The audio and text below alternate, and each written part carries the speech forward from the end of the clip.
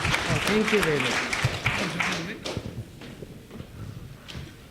Thank you very much, all of you, including your active participation. There is a forum for co-organizers to remark.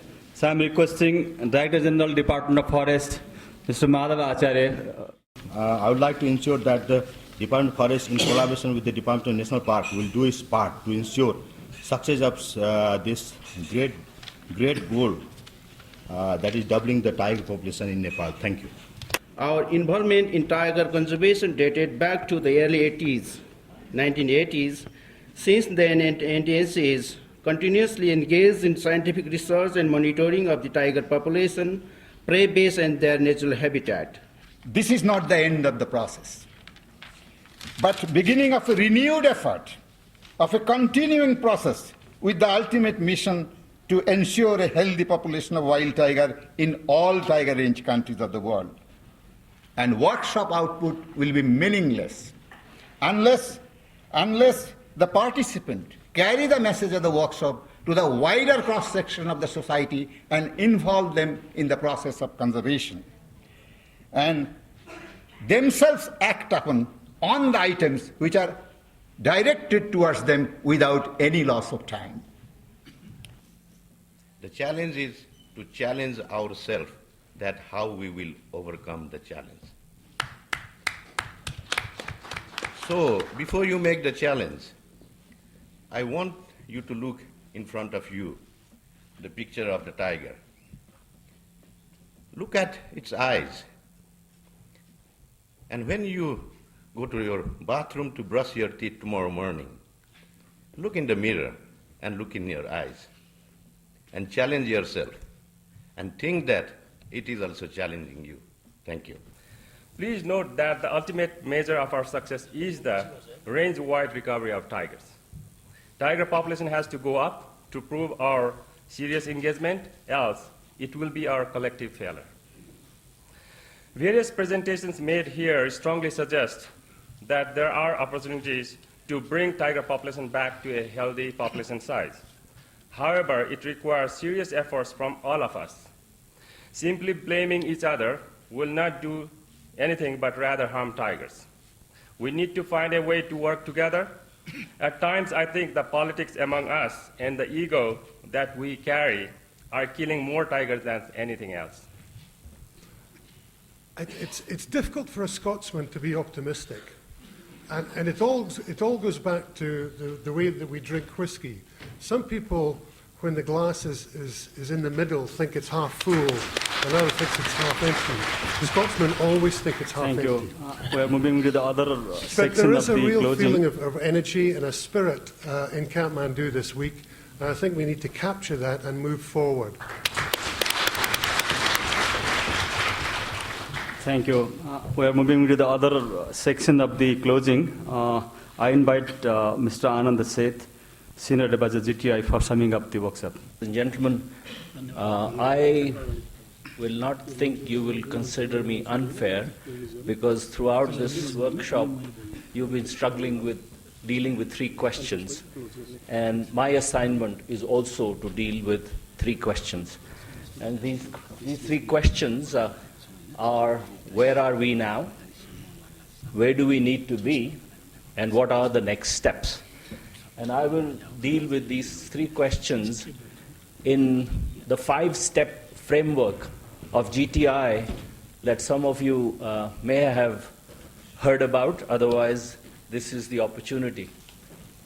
Step 1 of GTI is building a global awareness that we truly have a crisis, to realize how ignorant important people are. Although a threat of crisis was announced 5 years ago, the trajectory has not changed. It is beginning to change. Members of the media play a very important role in this. We have a task ahead, still on step 1, but we have begun. Step 2 of GTI process is building a platform of positive partnerships. And I think you will agree that gradually the platform is being built. Most countries support, some more warmly than others perhaps, the presence, the creation of GTI. TRC to TRC exchanges are intensifying, some during this workshop. I know Nepal and China are developing an MOU. There are other exchanges in South Asia. The South Asia regional arrangements that are emerging are as a result of more intensive TRC to TRC exchanges. In coming to this workshop, we have intensified our own work with WWF, WCS, and other partners. And as Judy Mills said, perhaps the NGOs feel less isolated and more engaged. IUCN is not prominent here, but we have a strong message of support from them, and a challenge remains to bring another important player, ADB, into this process. But as you would see, our step number 2, the platform, is being built. Step 3 is the process of harvesting our collective knowledge. As people have said time and again, the tiger community of the world has pursued this agenda with great passion and great application for decades. And the wealth of knowledge that exists in this room about tiger conservation and about our challenges is immense. And the process that GTI offers is simply the harvesting of this knowledge so that it can move up to policymakers who in the past may or may not have given our concerns adequate hearing. The NIDs that countries came in with did have a huge variation amongst them, but all of them represented a quantum jump in the knowledge that we brought about our challenges. Best practices were clearly emerging as we went into the thematic discussions. Game-changing actions have emerged not only from the thematic discussions, but this morning's presentations by each of the country delegations was so inspiring in terms of coming to grips with the few things that we must all do, country by country, to move the agenda forward. And new knowledge was also tried to be injected into the process, talking about innovative financing arrangements, talking about the economics of biodiversity, how nature truly brings value, which the markets still have to start beginning to appreciate. The concept of smart infrastructure and other areas were also being injected.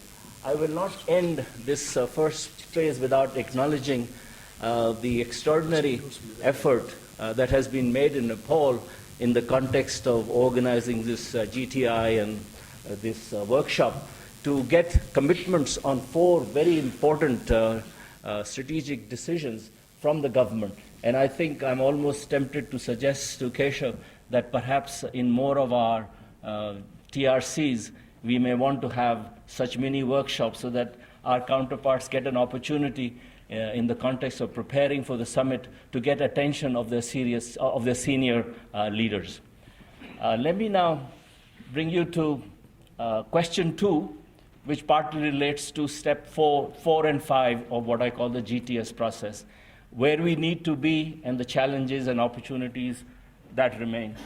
I think first thing we recognize is that nothing happens on the global tiger scene except what happens in the TRCs. So having a very solid national foundation of a stabilization and recovery program is fundamental to step 4. And as we speak, as John was reminding us, we have bleeding going on. The stabilization has not begun. There's a huge challenge, and I think continue to demonstrate the creation of very solid national foundations is essential to step 4, which actually involves the establishment of and communication of to our leaders of a global tiger stabilization and recovery program, which is built on very solid national foundations. We need to come up with very clear, monitorable goals for our global ambitions. Unfortunately, that one session we could not hold during this workshop, but we'll come back and work on it. We do need, and I think that was emerging, if you sum up all the game-changing points from different TRCs this morning, we would probably have a reasonably short list of high-priority actions. And clearly, we cannot take to our leaders at the top a laundry list of 100 things that we want. We have to converge on a handful